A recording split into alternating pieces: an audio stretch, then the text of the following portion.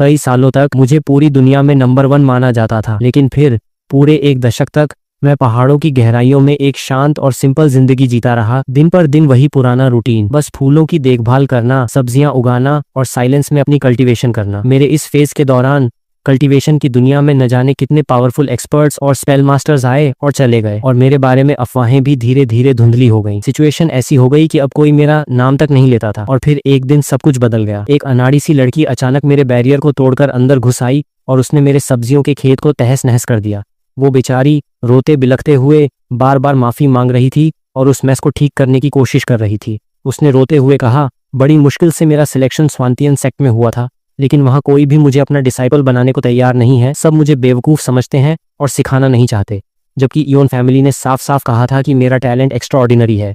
जब मैंने उसे देखा तो मुझे उसकी बॉडी में स्पिरिचुअल पावर का नामो निशान तक नहीं मिला। दूर दूर तक उसे टैलेंटेड नहीं कहा जा सकता था, लेकिन वो इतनी लाउड और जिद्दी थी कि मेरे पास उसे अपनी डिसाइपल एक्सेप्ट करने के अलावा कोई ऑप्शन ही नहीं बचा। पर जब मैंने उसकी बॉडी को ठीक से चेक किया, तब मुझे रियलाइज हुआ कि वो 1 in 10,000 years chaos Dow body थी। स्वानतियन सेक्ट के उन बूढ़े बेवकूफों ने ऑलमोस्ट एक असली जीनियस को बर्बाद ही कर दिया था। इसी तरह 5 साल बीत गए। मैंने झाओ मियान को एक नॉर्मल इंसान से, जिसे ची तक सेंस करना नहीं आता था, एक ऐसी ग्रेसफुल लड़की में बदल दिया जिसकी cultivation steadily late golden core stage तक पहुंच चुकी थी। अब वो रोज कल्टीवेशन करने के अलावा गार्डन संभालती, कपड़े धोती और खाना बनाती थी। घाटी में वो एक मुश्किल जिंदगी जी रही थी, लेकिन उसने कभी एक बार भी शिकायत नहीं की। इसके बजाय वो पूरी तरह से सेटिस्फाइड दिखती थी। फिर एक दिन जब मैं फिशिंग करके लौटा तो मैंने देखा कि वो फसलों को पानी देने के लिए एक छोटा सा वाटर स्पेल यूज कर रही थी। उसका कंट्रोल बहुत ही प्योर और रिफाइंड हो चुका था। मैंने उसे आवाज दी, वो तुरंत रुकी, आज्ञाकारी बच्चों की तरह दौड़ कर आई और मेरे हाथ से फिश बास्केट लेते हुए बिना कुछ बोले बस प्यारे से मुस्कुरा दी। मैंने उसे शांत होकर देखा और कहा, तुम्हारी कल्टीवेशन अब स्टेबल हो चुकी है, अब तुम्हारे लिए पहाड़ से नीचे जाने का टाइम आ गया है। ये सुनते ही उसकी स्माइल वहीं फ्रीज हो गई, उसकी आंखें लाल हो गईं और उसने रूंधे गले से पूछा, मास्टर क्या आप मुझे छोड़ रहे हैं? लेकिन मैंने उसके आंसुओं को इग्नोर किया और अपनी बात कंटिन्यू रखी। स्वानतियन सेक्ट वापस जाओ। 5 साल पहले उन्होंने तुम्हें कचरा कहा था और बोला था कि तुम्हारा कोई फ्यूचर नहीं है। अब तुम वापस जाओगी और उन्हें दिखाओगी कि वो कितने अंधे थे। मेरा डिसाइपल पूरी जिंदगी एक वेस्ट का टैग लेकर नहीं घूम सकता। उसने अपने होंठ भींचे, उसकी आंखों में साफ झिझक थी। वो फुसफुसाई, लेकिन, और मैंने उसे बीच में ही टोक दिया, कोई लेकिन वेकिन नहीं। तुम मेरी डिसाइपल हो, तुम्हें वो वापस हासिल करना ही होगा जो तुम्हारा है। जिन लोगों ने कभी तुम्हें नीचा दिखाया था, आज तुम उन्हें खुद को रिस्पेक्ट से देखने पर मजबूर कर दोगी। फिर मैंने अपनी रोब से एक जेड पेंडेंट निकाला। यह एक सिंपल सा पीस था जिस पर सिर्फ एक सिंगल कैरेक्टर नक्काशीदार था। एक ऐसा पेंडेंट जिसे मैंने पूरे 100 सालों तक अपनी लाइफ बाउंड टेक्निक से सींचा था। उसे उसकी कमर पर बांधते हुए मैंने कहा, इसके होते हुए इस दुनिया में बहुत कम लोग ऐसे हैं जो तुम्हें नुकसान पहुंचा सकते हैं। जाओ, जो काम अधूरा है उसे पूरा करो और फिर वापस आ जाओ। उसने सिर हिलाया, आंखों में अभी भी आंसू थे, और उसने जमीन पर सिर रखकर भारी मन से 3 बार प्रणाम किया और कहा, मास्टर अपना ख्याल रखिएगा, मैं आपका नाम कभी डूबने नहीं दूंगी। इसके बाद वो चली गई, हर कुछ स्टेप्स पर पीछे मुड़कर देखती रही जब तक कि उसकी फिगर घाटी के कोने में गायब नहीं हो गई। उसके जाने के बाद घाटी में फिर से वही पुरानी शांति लौट आई, जैसे कभी कुछ हुआ ही न हो। दिन फिर से उसी शांत और मोनोटोनस रूटीन में ढल गए। हालांकि कभी कभी मुझे फसलों को पानी देते हुए उसकी वो अनाड़ी सी फिगर याद आ जाती थी, पर बाकी सब नॉर्मल था अंटिल अभी 10 दिन भी नहीं हुए थे। उस दोपहर जब मैं एक गोभी के पौधे को पानी दे रहा था, अचानक मेरा दिल बहुत जोर से धड़का,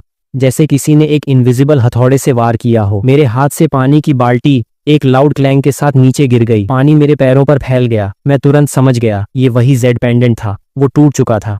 मेरे दिल की गहराइयों से एक रोंगटे खड़े कर देने वाला किलिंग इंटेंट जागा, एक ऐसा एहसास जो मैंने पिछले 10 सालों में कभी फील नहीं किया था, क्योंकि वो पेंडेंट मेरी century old life bound technique से बना था और उसमें मेरी डिवाइन सेंस का एक हिस्सा था। कोई ओल्ड मॉन्स्टर भी अगर होता तो झाओ मियान को नुकसान पहुंचाने से पहले उसे मेरे उस सेंस से निपटना पड़ता, और जो कोई भी उसे डिस्ट्रॉय करने के कैपेबल है वो कम से कम नेसेंट सोल या स्पिरिट ट्रांसफॉर्मेशन स्टेज पर होगा। तो इस कल्टीवेशन वर्ल्ड में अचानक ऐसा कौन सा एक्सपर्ट आ गया? नहीं, ये बात सही नहीं है। उस लेवल का कोई भी बंदा पेंडेंट पर मेरी टेक्निक का ऑरा डेफिनेटली पहचान जाता, और ये जानने के बाद भी उन्होंने उसे मारने की हिम्मत की, इसका मतलब वो मेरे लिए आ रहे थे। ये सोचकर मैं एक ठंडी हंसी हंस पड़ा। अच्छा है, बहुत अच्छा है। फिर मैं अपने सब्जी के खेत के सेंटर की तरफ बढ़ा, जहां एक टेढ़ी मेढ़ी लकड़ी की स्टिक जमीन में गड़ी हुई थी। एक ऐसी चीज जिसे मैंने 10 साल पहले बीन की बेलों को सपोर्ट देने के लिए कैजुअली जमीन में गाड़ दिया था, जो अब पूरी तरह से सड़ चुकी थी और ऐसा लगता था जैसे छूते ही टूट जाएगी। लेकिन जैसे ही मैंने उसे पकड़ा और धीरे धीरे मिट्टी से बाहर खींचा, सारी धूल झड़ गई और सूरज की रोशनी में अचानक एक गहरी, रोंगटे खड़े कर देने वाली चमक कौंधी। उसकी सड़ी हुई बाहरी लेयर इंच दर इंच चटक गिरने लगी और अंदर छिपी हुई एक बेहद शार्प और चमचमाती ब्लेड बाहर आ गई। और उस तलवार पर जंग की परतों के नीचे 2 प्राचीन अक्षर धुंधले से दिखाई दे रहे थे, वेंतियान। मैं धीरे से बुदबुदाया, 10 साल से कोई खून नहीं बहा। पता नहीं मेरा पुराना पार्टनर भी जंग खा गया होगा क्या। फिर मैं तलवार लेकर आंगन में आया, जहाँ एक टूटा हुआ नीले रंग का गमला रखा था जो कब का सूख चुका था और उसमें सिर्फ सूखी मिट्टी भरी थी। मैंने एक सिंगल किक मारी और उसे टुकड़े टुकड़े कर दिया। मिट्टी को खोदकर मैंने तेल में लिपटा हुआ एक बंडल निकाला जो ऑलमोस्ट गल चुका था। जैसे ही मैंने उसे खोला, उसकी रैपिंग धूल बनकर उड़ गई और अंदर से निकला एक डार्क पुराना बटरफ्लाई शेप का टोकन। उसके मार्क्स ऑलमोस्ट गायब हो चुके थे, फिर भी उसमें से एक भारी और प्राचीन ऑरा आ रहा था। उसे अपनी रोब के अंदर रखने के बाद मैं हाथ में तलवार लिए आंगन में खड़ा हुआ और सोचने लगा। 10 साल, पूरे 10 साल मैं इन पहाड़ों में छिपा रहा। क्या इस दुनिया के लोग मेरा नाम भूल चुके हैं? क्या वो ये भूल गए कि मेरी तलवार हमेशा उनके सिर पर लटकती थी? और उसका खौफ क्या होता था? ये जाहिल बेवकूफ मेरी नाक के नीचे अपने सेक्ट्स बनाकर खुद को मसीहा समझने की हिम्मत कर रहे हैं, और अब इन्होंने मेरी डिसाइपल को छूने की हिम्मत की है। ये सोचते ही मैंने एक कदम आगे बढ़ाया और मेरी फिगर घाटी से गायब हो गई। पीछे छूट गया तो बस वो तबाह हुआ सब्जियों का खेत और टूटा हुआ गमला। ऐसा लग रहा था कि अब इस दुनिया को एक बार फिर लुबेई मुंह का नाम याद दिलाने का वक्त आ गया है। टूटे हुए जेड पेंडेंट से आ रहे धुंधले से ऑरा को फॉलो करते हुए मैं ईस्ट की तरफ निकल पड़ा। कोई जल्दबाजी नहीं थी, मैं बस आराम से एक एक कदम आगे बढ़ा रहा था। मेरे एक कदम बढ़ाने पर ही मेरे पैरों के नीचे के पहाड़ और नदियां सुकड़कर पीछे छूटते जा रहे। पहाड़ों में 10 साल बिताने के बाद मैं साफ फील कर सकता था कि इस दुनिया की स्पिरिचुअल एनर्जी अब बहुत थिन और कमजोर हो चुकी है। यहाँ तक कि कल्टीवेटर्स की क्वालिटी भी बुरी तरह गिर चुकी थी। पहाड़ से निकलने के कुछ ही देर बाद मैंने यंग कल्टीवेटर्स के एक ग्रुप को बातें करते सुना। उन्होंने काफी ब्राइट और महंगे कपड़े पहने हुए थे। उनकी एक्सेसरीज भी एकदम कमाल की थी। कमर पर जेड पेंडेंट्स लटके थे और उनके चेहरों पर साफ घमंड दिख रहा था। देखकर ही पता चल रहा था कि किसी बड़े और नामी सेक्ट के चेले हैं। उनमें से एक ने कहा, तुमने सुना स्वानतियन सेक्ट की वो कचरा जियांग शाओमियन पहाड़ से नीचे जाने के बाद पता नहीं कैसे लकी रही और उसने सक्सेसफुली अपना फाउंडेशन फॉर्म कर लिया। दूसरे ने हंसते हुए जवाब दिया, तो क्या हुआ अगर उसने फाउंडेशन फॉर्म कर लिया? एक यूजलेस वेस्ट जो स्पिरिचुअल पावर तक रिलीज नहीं कर सकती, वो इसके बाद भी बॉटम टियर कचरा ही रहेगी। एक और ने हेट के साथ अपनी बात जोड़ी, मैंने सुना है उसने सीनियर ब्रदर गु युनफेई को इंजर्ड भी कर दिया। कितनी हिम्मत है उसकी। सीनियर ब्रदर गु सेक्ट मास्टर के पर्सनल डिसाइपल हैं, एक असली जीनियस। उस कचरा लड़की ने पक्का कोई गंदा डेमोनिक ट्रिक यूज किया होगा। तभी एक और आवाज आई, मैंने सुना है सेक्ट ने उसे ऑलरेडी कैप्चर कर लिया है और माउंटेन गेट पर उसे टॉर्चर करके पूछताछ की जा रही है। ठीक उसी मोमेंट पर चाय का कटोरा पकड़े हुए मेरा हाथ थोड़ा सा रुका।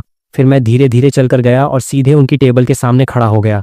मैंने बड़े शांत मन से पूछा, स्वानतियन सेक्ट का रास्ता कहाँ से है? उनका जो लीडर था उस लड़के ने मुझे ऊपर से नीचे तक देखा, मेरे खुरदरे लिनन के कपड़े और मेरे हाथ में वो टूटी हुई लोहे की तलवार। उसकी आंखों में मेरे लिए साफ नफरत और हिकारत चमक उठी। वो हंसते हुए बोला, तू होता कौन है बे? अब तेरे जैसे लोग स्वानतियन सेक्ट के बारे में पूछेंगे, चल निकल यहाँ से। मैंने आगे कुछ नहीं कहा, बस अपनी एक उंगली को थोड़ा सा ऊपर उठाया। मेरी उंगली की टिप से तलवार की एक हल्की सी ऑलमोस्ट इनविजिबल एनर्जी निकली और चुपचाप उनकी टेबल को चीरती हुई निकल गई। एक सेकंड के लिए तो वो सब फ्रीज हो गए, पर अगले ही पल उनके चेहरों पर खौफ साफ दिखने लगा, क्योंकि उनकी कमरों पर जो तलवारें बड़े घमंड से लटक रही थीं, वो बीच से एकदम साफ 2 टुकड़ों में कट चुकी थीं। कट्स इतने स्मूथ थे जैसे शीशा हो, और कटी हुई ब्लेड्स एक जोरदार आवाज के साथ जमीन पर गिर पड़ी, और उन्हें तो भनक तक नहीं लगी थी कि मैंने मूव कैसे किया। उस लड़के का चेहरा एकदम सफेद पड़ चुका था और वो कांपते हाथों से मेरी तरफ इशारा कर रहा था। मैंने उसी शांत आवाज में दोबारा पूछा, अब बता सकते हो? उन्होंने तुरंत एक डायरेक्शन की तरफ उंगली उठाई और हकलाते हुए इशारा किया। उनकी हिम्मत नहीं थी कि एक शब्द भी और बोल दे। जैसे ही मैं आगे बढ़ा, मैं सोचे बिना नहीं रह सका कि कल्टीवेशन वर्ल्ड की इस नई जनरेशन का क्या हाल हो गया है। ये मेरी सबसे नॉर्मल स्वॉर्ड एनर्जी का एक सिंगल वार तक नहीं झेल पाए। कितने बोरिंग हैं ये लोग। उन्होंने जो रास्ता बताया था उस पर चलते हुए आधे दिन से भी कम समय में एक विशाल पहाड़ दिखाई दिया। वहाँ एक बहुत बड़ा गेट था जिस पर बोल्ड अक्षरों में लिखा था स्वानतियन सेक्ट। ये इस सो कॉल्ड बड़े सेक्ट की बढ़ती हुई धक और रुतबे को दिखा रहा था, लेकिन उनकी बदकिस्मती देखो, उनका वो रुतबा आज ही खत्म होने वाला था। माउंटेन गेट के सामने एक जबरदस्त भीड़ जुटी हुई थी। लोग एक के ऊपर एक ऐसे खचाखच भरे हुए थे कि वहां दम घुट जाए। मैं बिना किसी एफर्ट के उनके बीच से निकलता हुआ सीधे स्क्वायर के सेंटर में पहुंच गया, जहां का नजारा देखकर मेरा खून खौल उठा। शाओमियन को बाहों जितनी मोटी जंजीरों से एक काले पत्थर के खंभे से बांधा गया था। उसकी पूरी बॉडी खून से लथपथ थी। उसके कभी साफ रहने वाले कपड़े अब चिथड़े हो चुके थे। उसका सिर कमजोरी से एक तरफ लटका हुआ था और वो ऑलमोस्ट बेहोशी की हालत में थी। और उसके ठीक सामने एक घमंडी सा नौजवान खड़ा था। पक्का ये वही गु युनफेई था जिसका उन्होंने जिक्र किया था। उसके हाथ में एक लंबा कोड़ा था जिससे बिजली कड़क रही थी। वो बेहद क्रूर और सेटिस्फाइड लुक के साथ शाओमियन को देख रहा था और कोड़े से उसकी पीठ पर वार कर रहा था। जैसे ही कोड़ा उसकी पीठ पर पड़ता, बिजली के धमाके के साथ एक और जला हुआ घाव बन जाता। वो चिल्लाया, बोल, तूने ये टेक्निक कहाँ से सीखी? तू किस डेमोनिक रास्ते पर चल रही है? दर्द के मारे शाओमियन की बॉडी बुरी तरह कांप उठी, पर उसने अपने होंठ भींच लिए और मुंह से एक चीख तक नहीं निकलने दी। वो कमीना हैसा अभी भी अकड़ है। हाँ, फिर उसने अपनी आवाज और लाउड की, कौन है तेरा वो मास्टर जिसने तुझ जैसी कचरा लड़की को ये सब सिखाया? नाम बता, तो शायद मैं तुझे एक आसान मौत दे दूं। ये सुनकर आसपास खड़े चेले जोर जोर से हंसने लगे, उस पर उंगलियां उठाने लगे और उसका मजाक उड़ाने लगे। जब मैंने देखा कि वो कोड़ा दोबारा गिरने ही वाला है, जब मैंने अपनी डिसाइपल की पीठ पर उन गहरे घावों को देखा और उन सबके चेहरों पर वो घटिया हंसी देखी, मैंने धीरे से अपना हाथ उठाया। मेरे हाथ में जो टूटी हुई लोहे की तलवार थी उसमें से एक हल्की सी गूंज निकली और अगले ही पल रोशनी की एक ऐसी लकीर जो इतनी तेज थी कि ऑलमोस्ट इनविजिबल थी, हवा को चीरती हुई निकल गई। गु यूनफेई के चेहरे की हंसी वहीं फ्रीज हो गई। उसने बड़े शौक के साथ धीरे से नीचे देखा। मेरी वो जंग लगी हुई तलवार उसके सीने के आर पार हो चुकी थी। ब्लेड से खून टपक रहा था और उसकी लाइफ तेजी से खत्म हो रही थी। भीड़ की हर एक आंख उस तलवार को फॉलो करते हुए पीछे की तरफ आई, सीधे मुझ पर, जो बिना किसी को पता चले स्क्वायर के कोने में खड़ा था। जैसे जैसे मैं एक एक कदम आगे बढ़ा रहा था, गु यूनफेई की बची कुची सांसें भी दम तोड़ रही थीं। जब तक मैं उसके पास पहुंचा, उसकी आंखों की रोशनी पूरी तरह गायब हो चुकी थी। वो मर चुका था। मैंने उसकी लाश पर एक नजर तक नहीं डाली। स्वानतियन सेक्ट के उन डरे हुए चेलों पर अपनी नजर घुमाते हुए मैंने बेहद शांत लेकिन खौफनाक गुस्से के साथ कहा, इसका मास्टर मैं हूं। किसी को कोई प्रॉब्लम है? मेरे ये शब्द बोलते ही पूरे मैदान पर एक सन्नाटा छा गया, जो अगले ही पल खौफ की एक बहुत बड़ी लहर से टूट गया। पहली रो में खड़े चेले तो डर के मारे जमीन पर ही गिर पड़े। उनसे खड़ा तक नहीं हुआ जा रहा था। तभी रो पहने एक एल्डर आगे आया। वो गुस्से और डर से कांपते हुए मेरी तरफ उंगली उठाकर चिल्लाया, अरे वो बदतमीज पागल, तेरी इतनी हिम्मत कि तू स्वानतियन सेक्ट के गेट पर आकर मर्डर करे, और वो भी सेक्ट मास्टर के पर्सनल डिसाइपल का। लेकिन मुझे उससे बात करने में रत्ती भर भी इंटरेस्ट नहीं था। मैंने बस एक बार उसकी तरफ देखा।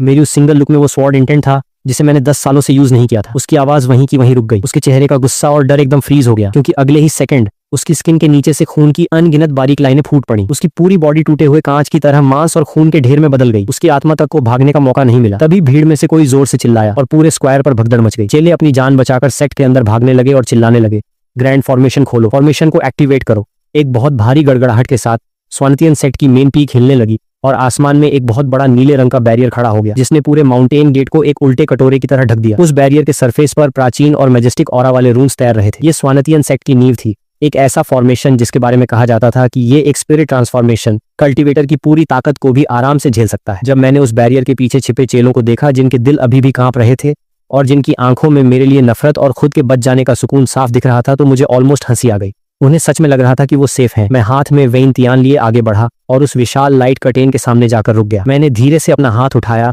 और अपनी उंगली की टिप से उस तैरते हुए फॉर्मेशन को हल्के से टच किया, और ठीक उसी मोमेंट पर कांच के धीरे से चटकने जैसी एक क्रिस्प आवाज गूंजी। जहां मेरी उंगली ने टच किया था, वहां से एक बारीक ऑलमोस्ट इनविजिबल क्रैक एक डरावनी स्पीड से बाहर की तरफ फैलने लगा।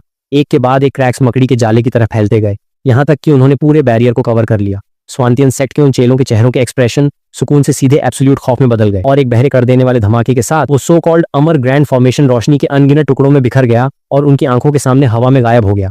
और इसके बाद जो हुआ वो था प्योर स्लॉटर। मैं जहां खड़ा था वहां से मेरी फिगर गायब हो गई और मैं एक ऐसी इनविजिबल परछाई में बदल गया जो उस घबराई हुई भीड़ के बीच से चीरती हुई निकल रही थी। वो आउटर डिसाइपल जिसने कभी झाओ मियान का ये कहकर मजाक उड़ाया था कि वो चीतक सेंस नहीं कर सकती, मैंने वेन तियान को सीधे उसकी गर्दन के आर पार कर दिया। उसके चेहरे का घमंड हमेशा के लिए फ्रीज हो गया। वो इनर डिसाइपल जिसने कभी जानबूझकर मियान पर गंदा पानी फेंका था, मैंने एक तावीज उसकी तरफ उछाला जो भड़कती हुई आग की लपटों में बदल गया और उसकी चीखों के साथ उसे राख में मिला दिया। और वो हर एक इंसान जो उस पनिशमेंट प्लेटफॉर्म के नीचे खड़े होकर हंसा था, मुझे उन सबका चेहरा याद था। मेरे हाथ में वेन तियान जैसे जिंदा हो उठी थी। हर एक स्विंग सीधे उस इंसान की जान ले रही थी जिसने कभी मेरी डिसाइपल को ह्यूमिलिएट किया था। माउंटेन गेट की सफेद पत्थरों वाली जमीन खून से लाल हो चुकी थी और हवा में मौत की बदबू फैल गई थी। ये जगह अब कोई पवित्र कल्टीवेशन ग्राउंड नहीं बल्कि एक जिंदा नरक बन चुकी थी।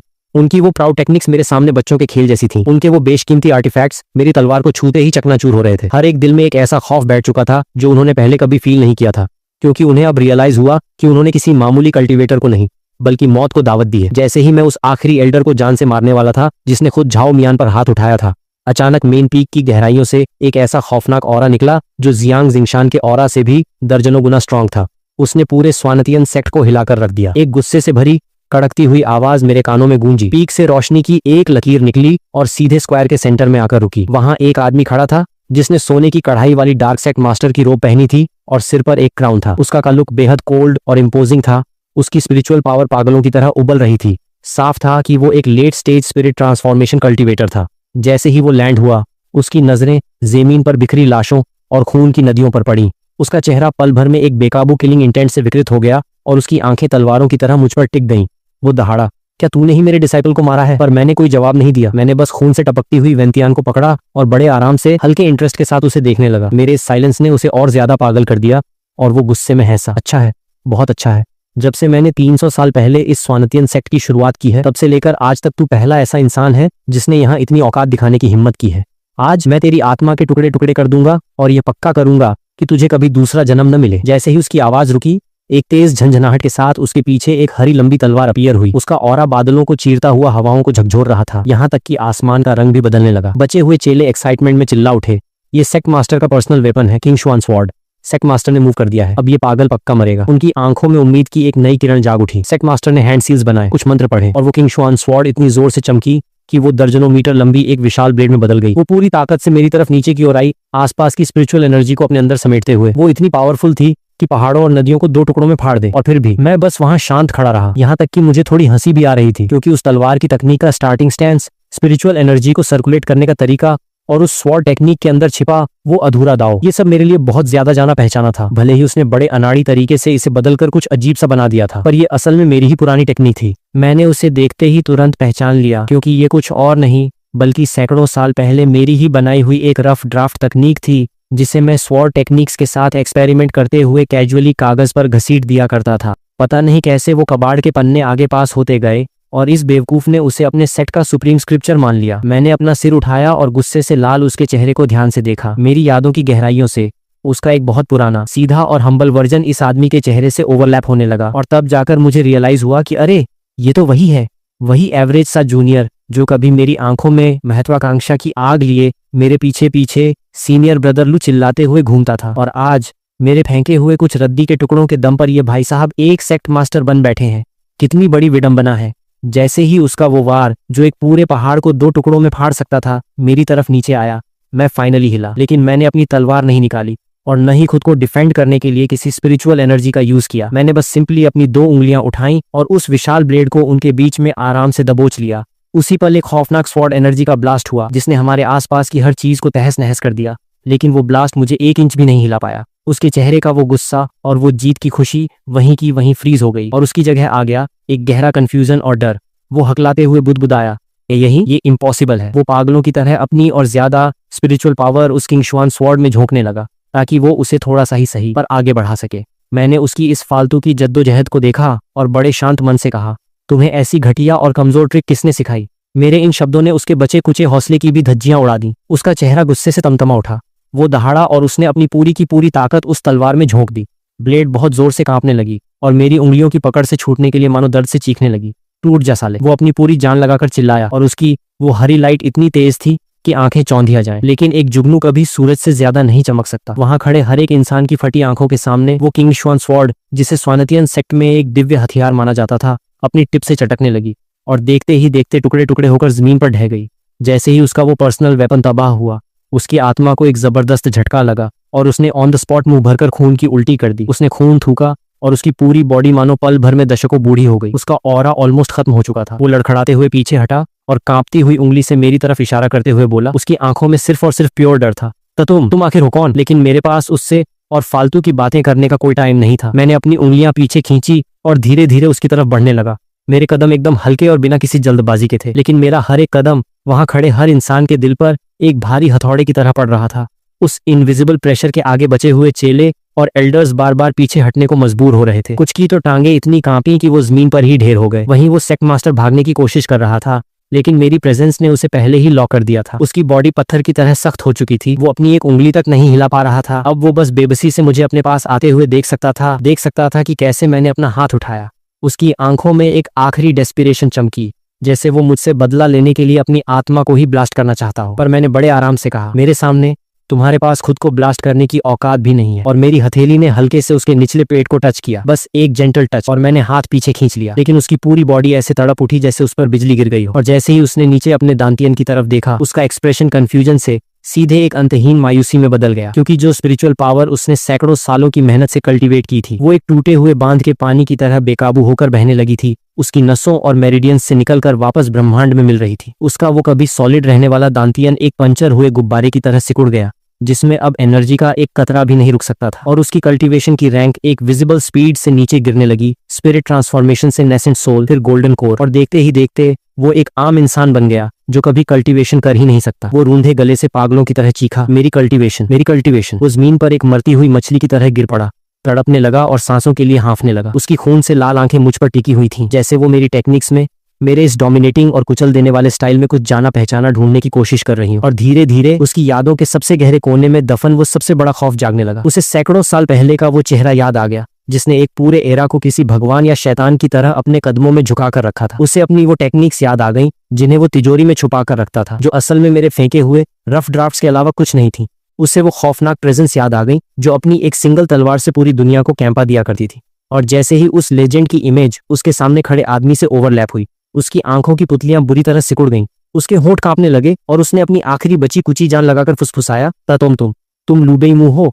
मैंने बिना किसी इमोशन के उसे नीचे देखा, जैसे कोई किसी मामूली कीड़े को देखता है, क्योंकि उसे अपाहिज करना तो बस एक शुरुआत थी। इसके बाद मैंने उसकी तरफ दोबारा मुड़कर भी नहीं देखा। यह कभी उछलने कूदने वाला कीड़ा अब मेरी अटेंशन के लायक भी नहीं बचा था। इसके बजाय मैंने धीरे से अपनी नजरें दूर बनी उस विशाल मेन पीक की तरफ उठाई, जो स्वानतियन सेक्ट की असली नींव थी, वो स्पिरिचुअल वेन जिसने इसके सैकड़ों सालों के गौरव को संभाल कर रखा था। मैंने मन ही मन सोचा, 10 साल, पूरे 10 साल जब से मैं पहाड़ों में लौटा हूँ, ये वैन तियान नाम की तलवार मेरे सब्जी के खेत में धंसी थी, जिसे मैं खीरे और बीन्स की बेलों को सपोर्ट देने के लिए एक मामूली डंडे की तरह यूज कर रहा था। इसका किलिंग इंटेंट एक सिंपल लाइफ के धुएं में कहीं खो गया था, लेकिन अब शायद इसे मेरी मर्जी का एहसास हो गया था। इसमें से एक लो और एक्साइटेड सी गूंज निकली। मैं धीरे से बुदबुदाया, मैंने 10 साल सब्जियां उगाई हैं और 10 साल इस तलवार को पाला है। आज इस दुनिया को एक बार फिर इसकी धार याद दिलाते हैं। फिर मैंने बड़े आराम से वैन तियान को अपने सिर के ऊपर उठाया और ठीक उसी पल हवाएं थम गईं, बादल जम गए और पूरी दुनिया में जैसे एक सन्नाटा पसर गया, मानो वक्त खुद वहीं रुक गया हो।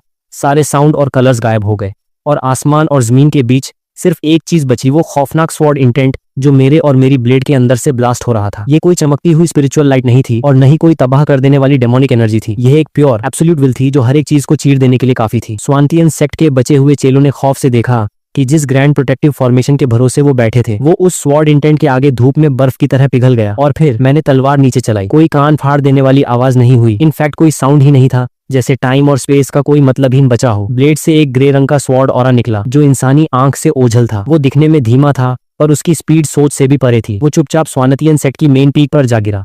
एक पल के लिए सब कुछ एकदम स्टिल था। फिर एक हल्की सी चटकने की आवाज आई, जैसे किसी बड़ी तबाही की शुरुआत हो, और सबकी फटी आंखों के सामने एक गहरा अंतहीन क्रैक उस पूरे पहाड़ को चोटी से लेकर नीचे तक 2 हिस्सों में फाड़ता चला गया। और सिर्फ तभी आसमान और जमीन को हिला देने वाली एक भयानक गड़गड़ाहट गूंजी। वो स्पिरिचुअल वैन जो इस सेक्ट को जिंदा रखती थी, एक झटके में कट चुकी थी। स्पिरिचुअल एनर्जी के अनगिनत सोते किसी उफनती बाढ़ की तरह बाहर निकल पड़े और एक बड़े तूफान में बदल गए। पूरा पहाड़ ढहने लगा, विशाल चट्टानें नीचे गिरने लगीं और धरती कांप उठी। और देखते ही देखते वो कभी बेहद आलीशान दिखने वाला स्वानतियन सेक्ट, जिसे कल्टीवेशन वर्ल्ड का उभरता हुआ पावर हाउस कहा जाता था, मेरी आंखों के सामने मलबे के ढेर में बदल गया। जब तूफान शांत हुआ और धूल छंटी, मैं अपनी तलवार को जमीन पर घसीटते हुए धीरे धीरे आगे बढ़ा। टूटे हुए पत्थरों पर तलवार से गहरे निशान बन रहे थे, जैसे कोई लोहे से कागज पर लिख रहा हो। मैं पीछे किलिंग इंटेंट से भरे ऐसे शब्द छोड़ रहा था जिन्हें देखकर हजारों साल बाद के कल्टीवेटर्स भी खौफ से कांप उठेंगे। और उस तबाह हो चुकी जमीन पर सिर्फ एक सेंटेंस लिखा था, जिसने भी मेरी डिसाइपल को नुकसान पहुंचाया उसका पूरा सेक्ट मिटा दिया जाएगा। और आज के बाद से लू बेई मू का नाम कोई भूला हुआ लेजेंड नहीं, बल्कि पूरे कल्टीवेशन वर्ल्ड के सिर पर मंडराता हुआ साक्षात खौफ बनने वाला था। ये सब खत्म करने के बाद मैंने वैन तियान को बड़े कैजुअल स्टाइल में अपने कंधे पर रख लिया, जैसे कोई किचन का चाकू ले जा रहा हो। मेरे पीछे सेक्ट का मलबा था और धरती पर वो गहरा घाव जिसे फ्यूचर में देखने वाला हर कल्टीवेटर थर थर कांपेगा। जबकि मेरे सामने वो मौत की तरह खामोश मैदान था और स्वानतियन सेक्ट के बचे कुचे लोग जो जमीन पर खोई खोई आंखों से ऐसे पड़े थे जैसे उनकी आत्मा ही निचोड़ ली गई हो। लेकिन मैंने उन्हें एक नजर भी नहीं देखा। मैं सीधे सेंटर में बने उस पनिशमेंट प्लेटफॉर्म की तरफ बढ़ा। हवा में खून, धूल और एकदम घुटने वाले डर की भारी बू आ रही थी, पर मेरे लिए इन सब बातों का कोई मतलब नहीं था, क्योंकि मेरी डिसाइपल जियांग शाओमियन अभी भी उस ठंडे लोहे के खंभे से बंधी हुई थी। उसका वो कभी हंसता खेलता रहने वाला चेहरा अब कागज की तरह सफेद पड़ चुका था। उसकी सांसें इतनी कमजोर थीं कि लग रहा था कि अगले ही पल टूट जाएंगी, पर वो होश में थी। और जब उसने अपना सिर उठाया और मुझे देखा तो उसकी बेजान आंखों में एक हल्की सी चमक कौंधी जो तुरंत ही आंसुओं के सैलाब में डूब गई। उसने रूंधे गले से बड़ी मुश्किल से कहा, मास्टर, पहले कि उसकी बची कुची ताकत भी जवाब दे जाती। उसने कसकर मेरे कपड़ों को पकड़ लिया और उसके आंसू मेरी चेस्ट को भिगोने लगे। जिस जंजीर से उसे बांधा गया था वो एक स्पेशल कोल्ड आयरन से बनी थी, जिसे किसी कल्टीवेटर के मेरिडियंस को पूरी तरह ब्लॉक करने के लिए डिजाइन किया गया था। लेकिन मुझे अपनी तलवार निकालने की जहमत उठाने की भी जरूरत नहीं लगी। मैंने बस सिंपली अपनी 2 उंगलियां उठाई और जंजीर पर हल्के से फ्लिक किया और एक टूटते हुए धागे जैसी क्रिस्प आवाज के साथ वो सो कॉल्ड अटूट कड़ियां इंच दर इंच धूल में बदल गईं। जैसे ही जंजीरों का सपोर्ट हटा वो आगे की तरफ सीधे मेरी बाहों में ढह गई। वो इतनी हल्की थी, मेरे गार्डन के सबसे बड़े पेठे से भी ज्यादा हल्की। उसे थामते ही मैं साफ फील कर सकता था कि उसके मेरिडियंस टूट चुके थे और उसके इंटरनल ऑर्गन्स को बहुत भारी डैमेज हुआ था। मैंने तुरंत अपनी हथेली उसकी पीठ पर रखी और धीरे धीरे प्योर स्पिरिचुअल एनर्जी की एक जेंटल स्ट्रीम उसकी बॉडी में गाइड की, उसके टूटे हुए रास्तों को रिपेयर करते हुए और उसकी दम तोड़ती लाइफ फोर्स को स्टेबल करते हुए। धीरे धीरे उसका कांपना बंद हुआ और उसकी सांसें नॉर्मल होने लगी। जब मैंने उसके आंसुओं से भीगे चेहरे को नीचे देखा तो मेरा दिल, जो पिछले 10 सालों से एक पुराने सूखे कुएं की तरह एकदम शांत था, आखिरकार पिघल गया। मैंने बड़े प्यार से कहा, अब सब ठीक है, मैं आ गया हूँ, मैं तुम्हें घर ले चल रहा हूँ। मेरी आवाज एकदम शांत थी, लेकिन उस सन्नाटे से भरे मैदान में दूर तक गूंज गई और इसी के साथ मैं उसे गोद में उठाए पीछे मुड़ा और वहां से चल दिया। अपने पीछे मैं छोड़ आया था खौफ, रिस्पेक्ट और अचरज से भरी अनगिनत नजरें छोड़ आया था, एक पूरे सेक्ट की तबाही और एक लेजेंड का पुनर्जन्म। लेकिन मैंने एक बार भी पीछे मुड़कर नहीं देखा। काफी दूर चलने के बाद आखिरकार उसकी कंडीशन थोड़ी और स्टेबल हुई। उसने एक बहुत ही कमजोर और रुंधी हुई आवाज में धीरे से पूछा, मास्टर क्या हम वापस नॉनशान जा रहे हैं? मैंने बिना किसी झिझक के जवाब दिया, बिल्कुल, हम घर जा रहे हैं।